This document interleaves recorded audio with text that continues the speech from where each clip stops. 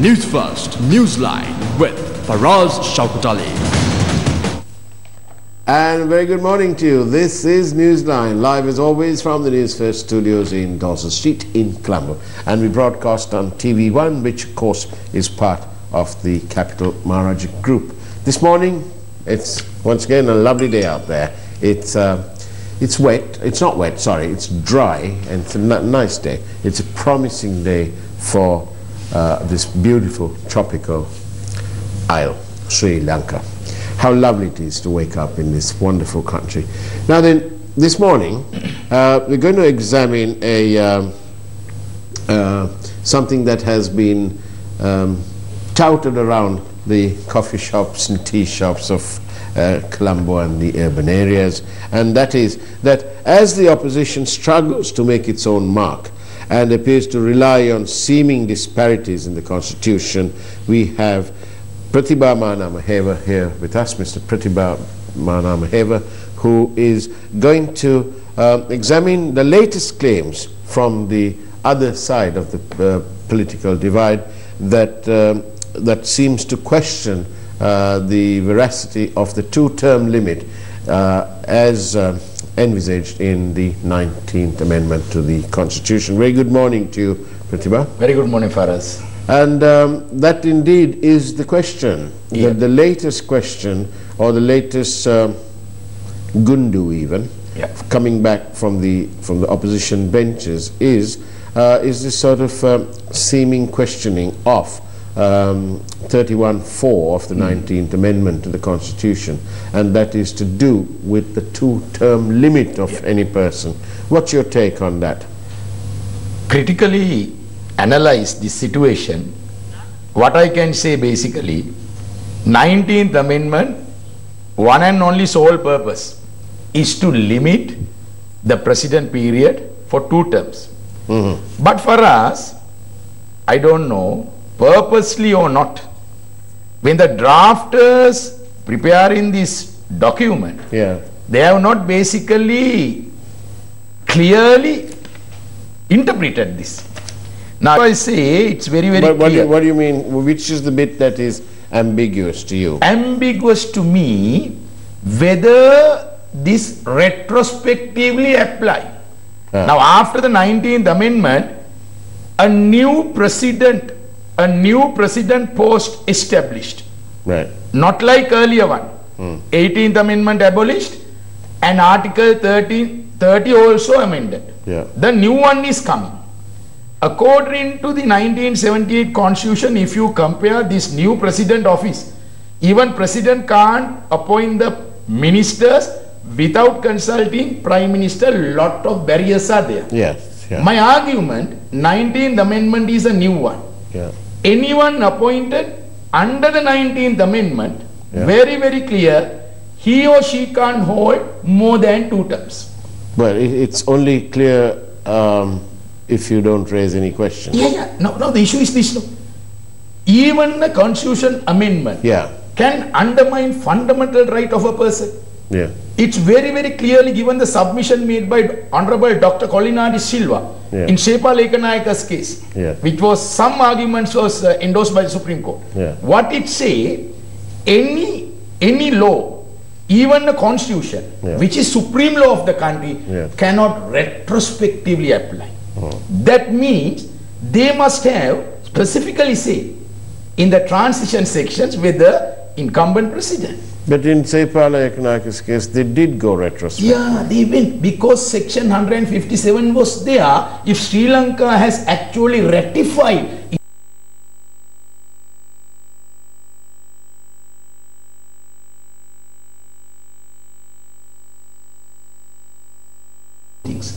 what the parliament intention was at that time. Absolutely. What we call the intent. But according to law interpretation for us, literal rule is the first. We go to the purpose rule if there is any ambiguity.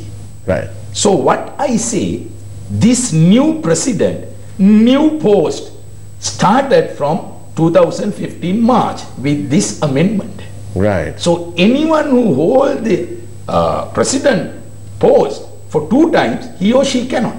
But it never put a restriction, according to me. Maybe I am wrong. But my argument is this: can you retrospectively apply this and stop another person? Then you have to see the parliament debate Hansard. You have to see the parliament intention. Out of 225 members, 223 members voted. Yeah. Because the president slogan was what? We want to abolish this. Even 20th amendment presented by the JVP members, they have not rectified. Okay, you can do one thing. Still you have the chance. Still you have the chance. Stop previous presidents who held this post. How come up with the constitutional amendment?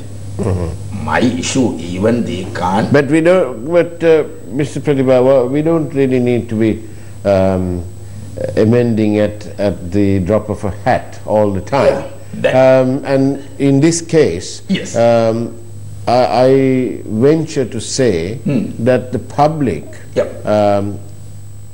understands clearly the intent of the 19th Amendment, and the intent has been always. So why they fail it appears. to draft this like well, yes. I'm asking that. Yes, that's my issue as a lawyer, as a legal activist. Yes, and there are many things that the legal draftsmen have either by design or by omission. But we can't blame legal draftsman, because he is only carrying out whatever the cabinet and the attorney general, they all peruse this and finally. Yes, but I mean they know, to be fair to the cabinet, whenever we can, to be fair to them, they don't sit there drafting this thing, do they? Definitely. Yeah. Even there is a legal consultant to the cabinet. Yeah. So you have to see but that. But there are several consultants to all ministers. That's the whole issue here. Yeah, they waste money. So the argument, finally Faraz argument, okay, if this is unambiguous, because there was a case of court martial, this is where the normal court or not, Supreme Court gave the verdict. So likewise, any person fundamental right violated, if he is actually thinking he can't contest, he can go to the Supreme Court, finally take interpretation. With that, they really bound. So simple thing, you have to do it. Yes. Now, Vijay Rajapaksa is reported in the Island this morning, in which he says that the only person who can ask the Supreme Court for an opinion on this matter is the incumbent president, and in that case, Maithripala Sirisena. Would that be the correct position, or can anyone? Can I ask? Can you ask? Can any other citizen ask? Let me explain like that. Yeah. Now, that is Honorable Minister's position. Yeah. I'm not going to argue with that. No, I'm asking you. I'm telling my position. Yeah. If my fundamental rights violated, even I have an opportunity to go to Supreme Court. Because it's very clearly say, if anyone is intending to contest this, you and me, we have not been president in Sri Lanka, so therefore our rights are not violated. So there are two presidents in Sri Lanka. So if they feel with this their rights are violated under this Article 12(1), right to equality, fundamental rights, so you can go to Supreme Court. Why we stop that? Finally, whether this application leave to proceed is given or not, it's up to the Supreme Court. Right. So therefore, I want to say these premature things, so in advance I am not going to tell you. Let's try. We are all citizens of the country. So that's why fundamental rights have to be protected. If my rights violated, let's go to Supreme Court. Okay, thereafter objection raised by Attorney General, right, leave to proceed not given, finish. So why you are not giving any opportunity? The law is there for access to justice. Why you are violating that? Let's try. Give the opportunity to a human being. We are all human beings. Let the Supreme Court decide whether to proceed this application or not. The question is, we have one person, a cabinet minister, who says that that question can only be posed by the head of state, and you say something slightly different. I'm saying something slightly different. And some people who are sending me messages now also taking the opposite view, and that is that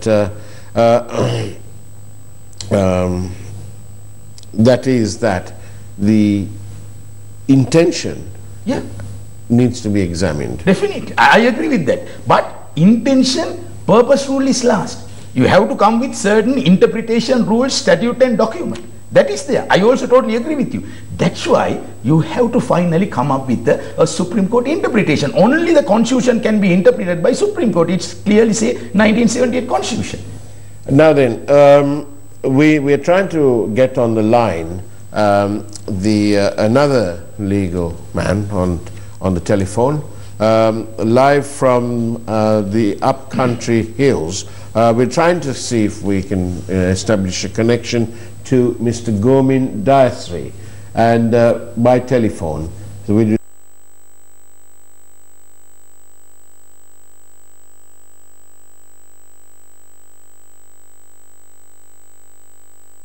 now then, Mr. Prathiba, is this another time-wasting exercise? Because every time I find almost that whenever this government wants to try and do something, the opposition introduce some form of doubt, and it's almost as though every time the engine starts, somebody goes and pulls the spark plug out, and then it just stops. Is this another one of these things? I think so. This is another drama. So how many dramas? Another drama. I have seen several dramas. Where is the capital punishment? Indeed. Where is this Vijay Kala's statement? What action had been taken? Right. So this time to time, maybe government, maybe opposition. And in between all this, we mustn't forget that some of the most big value, high value, big ticket items of corruption is being ignored. Definitely. And that is that for example, we had a Presidential Commission of Inquiry appointed by His Excellency President, and to look into the issuance of bonds. At the end of that Commission's period, in March 2017, they gave their report.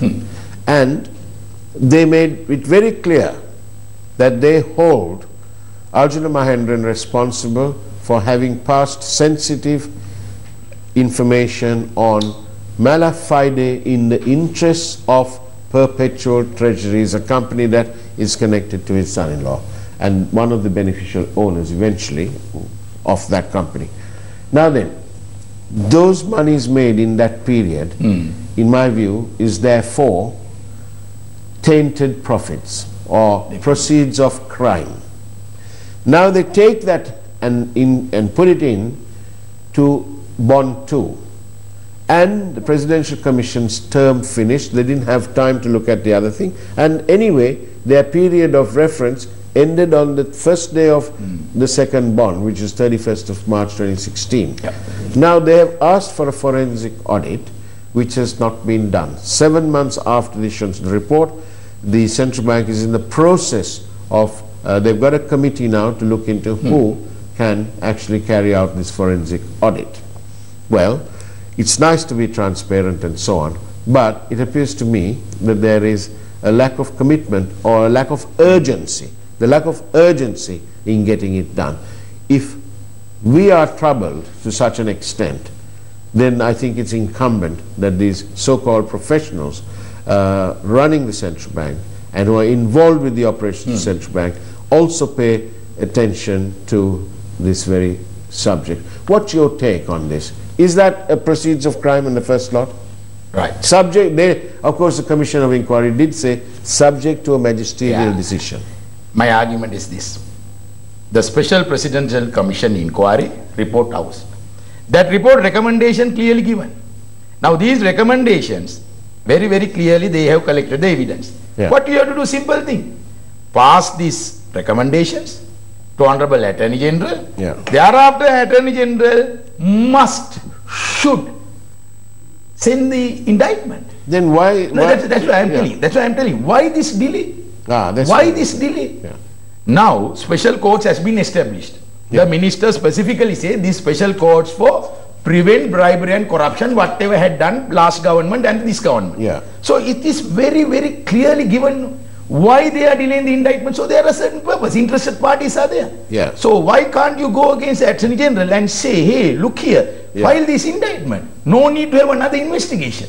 But they say, yes, they have taken some action against some people, but the main culprit still hiding. Still hiding. So one thing, Now I'm asking one question from you. Where the Interpol? Now they said, the police said, right, we will send a red notice and arrest Arjuna Mahendran. My simple question to IGP, what is the progress of this? What is the progress of this investigation and Interpol?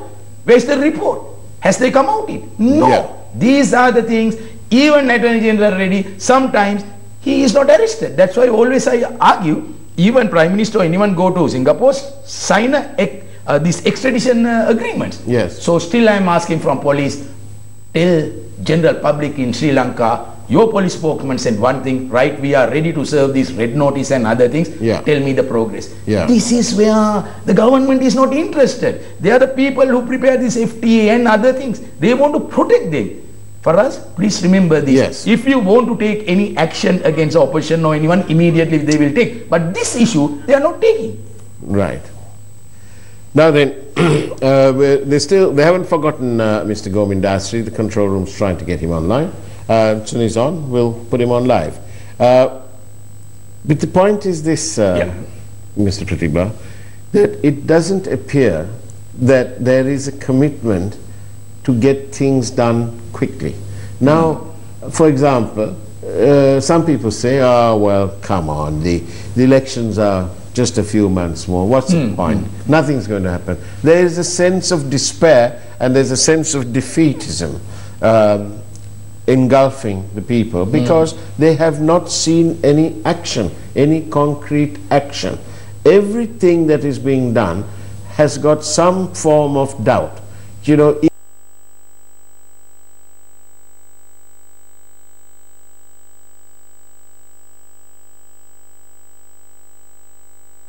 are made up, are not made by us. It's made by, we rely on some of the stuff from the Census Department, and they have the right up to 3 years to change these numbers. So what's going on? Yeah. You put up a thing in 2015. Definitely. Now see, not a single politician need a change now. When Imran Khan got this Prime Minister post, even he is not withdrawing a salary. Indeed. All his buildings he is going to convert to a university.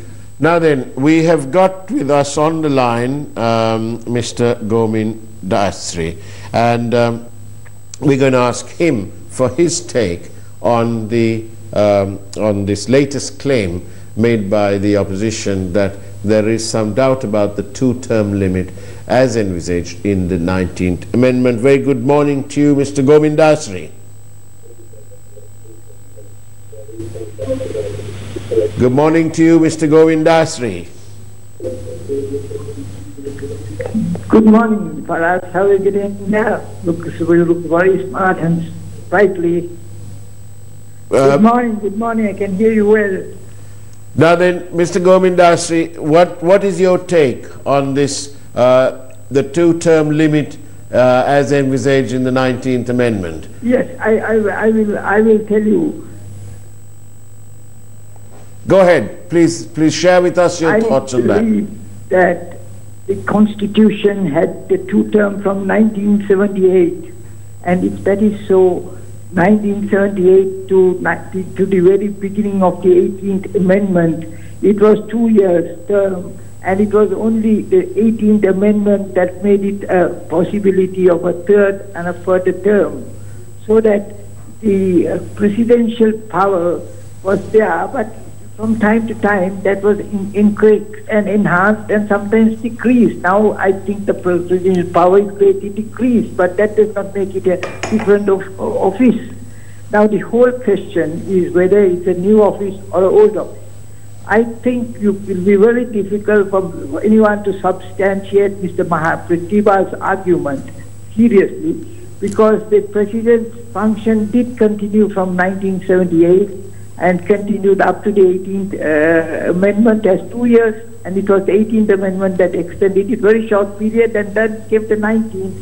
But you see, when the 19th Amendment came out, this was never raised neither by any legal person in court or outside. It was I who brought the petition. I am the petitioner in that case, and I brought a very important issue whether a person can hold office for 4.5 years or not, or whether elections people can be denied the right to vote for 4.5 years. That's the issue. which the court did not answer at all. And today we are in this mess. So frankly, I think the Mahinda Rajapaksa is not a person who should go to court on this issue. It may be certainly a matter if he thinks it's very valid. What would happen is that Mr. Gotabaya Rajapaksa, who's also thought by the joint opposition as a valid candidate, will lose his place. I mean, this can lead to a lot of difficulties within the joint opposition. I think it would be rather better that this issue is not raised by Mr. Mahinda Rajapaksa but anybody else. And I do not know whether people who have discarded a primary president on a third term attempt would want to bring him on a fourth term merely because the man in between is as bad or even worse. So I think what we need is a new man in the new job and not have the old comers, whether they like it or not, whatever recurrence that Mr. G.L.P. thinks or his brother-in-law Nihal Jayakama thinks. That's not the issue. The issue is what the people want, and the people have the right to elect. And I think it's the Supreme Court that has the right to decide. My answer is very short. It is that it's the office of president, valued, devalued or otherwise, that still has existed from 1978, and that question of retrospectivity does not come when it comes especially to the prime document, Constitution. Thank you very much for your thoughts, Mr. Gomin Dasri, all the way from the hill country of Sri Lanka. I hope the weather out there is as nice as it is down here in the south. Now then, there you go, Mr. Prathiba Mahanamahewa. There is a very valid point, isn't it? That the intent has been always there. It's been there since 1978. Definitely. And therefore, we have the intent of Parliament has always been clear. I am not arguing that. No. I am not arguing. Yeah. Intention may be very clear. Out of 225, 223 voted for the 90th Amendment. Yeah. But there is a legal argument here. Yes. My argument may be right or wrong. That's why I'm telling you. I as an individual, I also can make a legal opinion. Indeed. So that's why I am really, if you really interpret it, this is a new institution. Constitution Council is there. Yes. President's powers already curtailed. So yeah. President sometime may be a ceremonial institution only. Right. So this 19th Amendment is very, very clear. Anyone getting the oaths under this, you can't hold it. So that's why they have wrongly interpreted. Like we say, it's a matter that appears to need an opinion of the Supreme Court. That's now back to this business about, you know, the main things that are going on are being ignored. Just like on this program, we discussed this, and then, you know, that we have also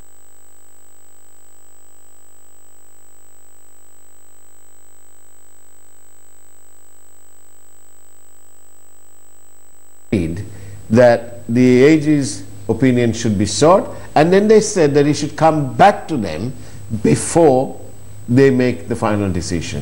Very unfortunately, we have a Minister of International Trade, Malik Samaravikraman, and an appointed person to Parliament, appointed, not elected, who's a friend of the Prime Minister, who took matters into his own hand and just signed it anyway. Now that is a very poor precedent for good governance and transparency, because he's just acted on his own. But Mr. Prathiba, now it's signed and so on. Shouldn't it be that, why should we sign an FTA with Singapore when they are not sending back or helping us to get back Arjuna Mahendran, the man by the Presidential Commission, 2 Supreme Court judges and a retired Deputy Auditor General, who say very clearly that the fault lies with him.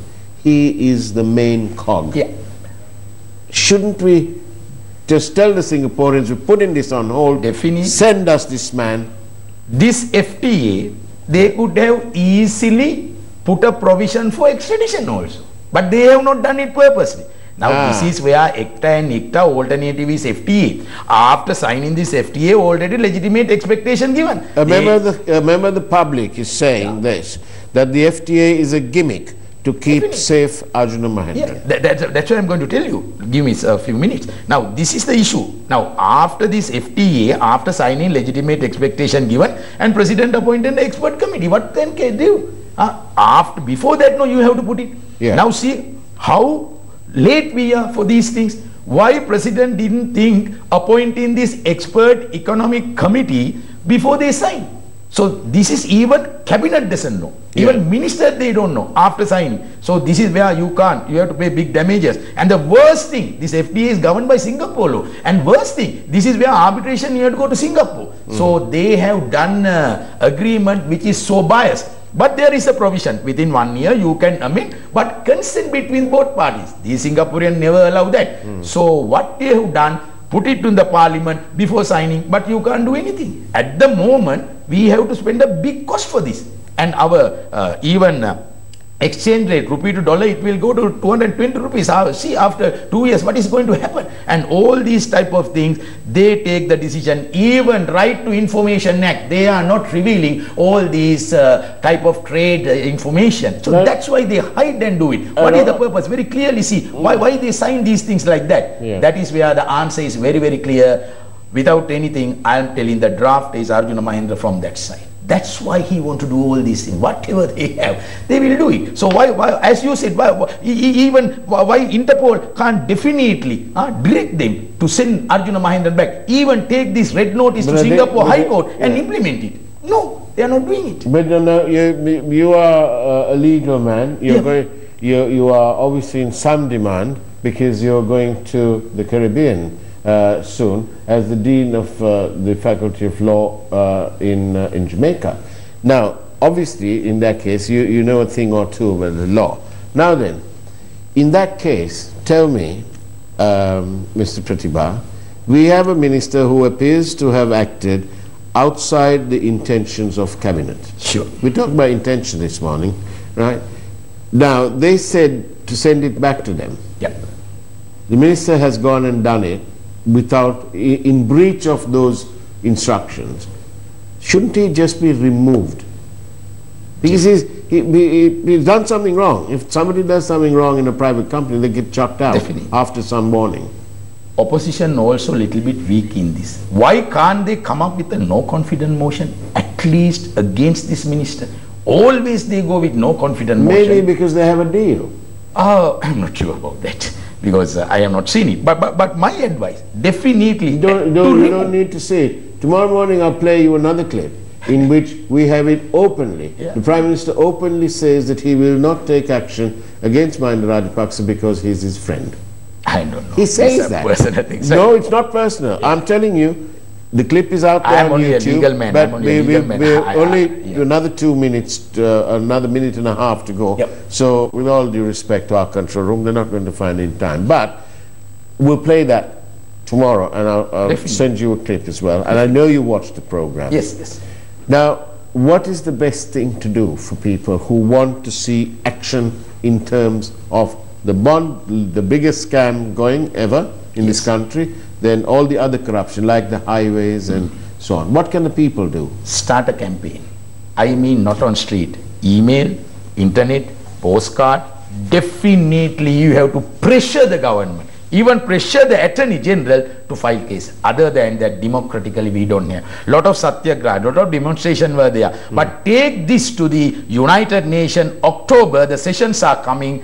Corruption as well as bribery prevention committees are there. But this FTA, if it is a deal, it is not only to save Arjuna Mahendran. It is to save people like, wait for it, Kabir Hashim. I'll go reverse. Okay?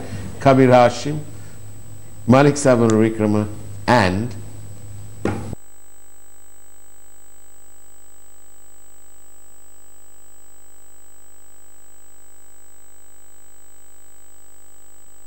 looking the policies, so I'll give a slab of chocolate for you if you tell the name. All right. Well, obviously, this is not only to save Mahendran, Kabir Hashim, and Malik Samarikrama, but it's clearly also will save the political lifetime of somebody called Ranil Wickremesinghe. That was a no-brainer, really, and I don't know why Mr. Prathiba missed that question. Perhaps he misunderstood it. But Prathiba Mahanamahewa, thank you for being on Newsline on Monday, the 20th of August 2018, and we look forward. We wish you well in your new role. But before you go away, do come back and why don't you file a report? Tell us how the law is doing out there in the Caribbean. Exactly. And tell us especially, please look at how the Caribbean cricket is run. What are the troubles? Do they have any troubles in the cricket board there? Tell us, because the religion of this country is cricket. On that note, have an excellent weekend. A week ahead of you. And we wish you all the best, and we'll see you tomorrow morning. Take care. God bless.